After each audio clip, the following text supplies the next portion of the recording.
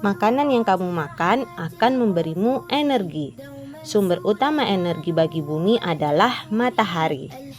Tumbuhan, hewan, dan manusia saling melakukan transfer energi yang terhubung di dalam rantai makanan.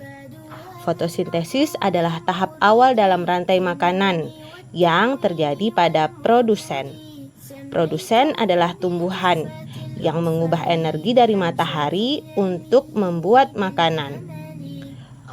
Fotosintesis pada tumbuhan terjadi pada daun yang mengandung klorofil. Klorofil menerima cahaya dari matahari dan merefleksikan warna hijau, sehingga pada umumnya daun-daun akan berwarna hijau ya nak.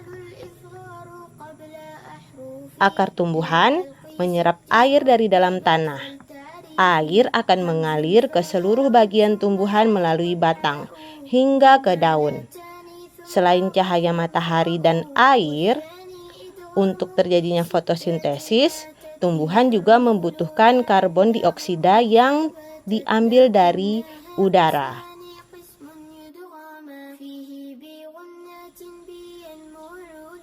Proses fotosintesis ini akan menghasilkan makanan pada tumbuhan sehingga dapat memberikan energi yang nantinya juga akan dimanfaatkan oleh makhluk hidup lainnya.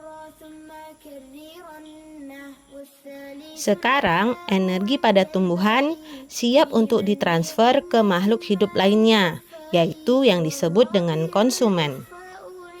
Seluruh hewan dan juga manusia termasuk konsumen, karena tidak bisa mengubah sendiri energi matahari menjadi makanan seperti yang dilakukan oleh tumbuhan. Jadi kita membutuhkan tumbuhan untuk mendapatkan energi.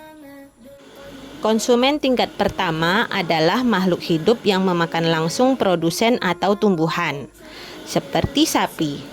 Sedangkan konsumen tingkat kedua adalah hewan yang memakan konsumen tingkat pertama.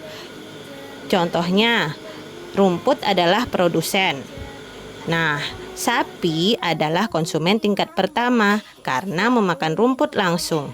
Dan kita adalah konsumen tingkat kedua karena memakan daging sapi yang terdapat pada burger. Tetapi manusia juga bisa menjadi konsumen tingkat pertama ya nak, jika manusia memakan tumbuhan langsung, seperti manusia memakan apel, memakan stroberi, atau sayuran-sayuran lainnya.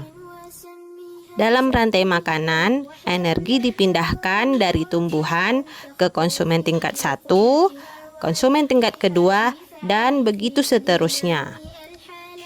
Ada beberapa jenis konsumen berdasarkan makanannya. Herbivora adalah makhluk hidup yang hanya memakan tumbuhan, seperti sapi, rusa, dan gajah.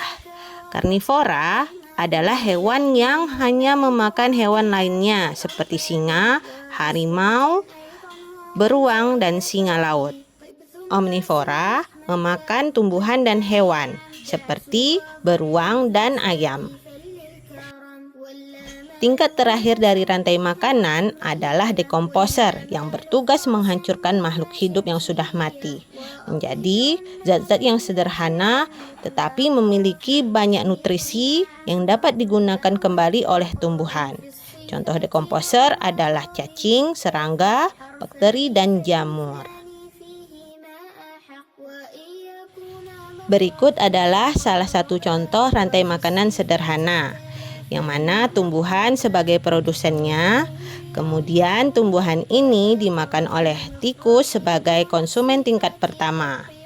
Lalu tikus ini dimakan oleh burung hantu yang berperan sebagai konsumen tingkat kedua. Ketika burung hantu ini mati, maka bangkainya akan diuraikan oleh dekomposer, yaitu cacing atau serangga.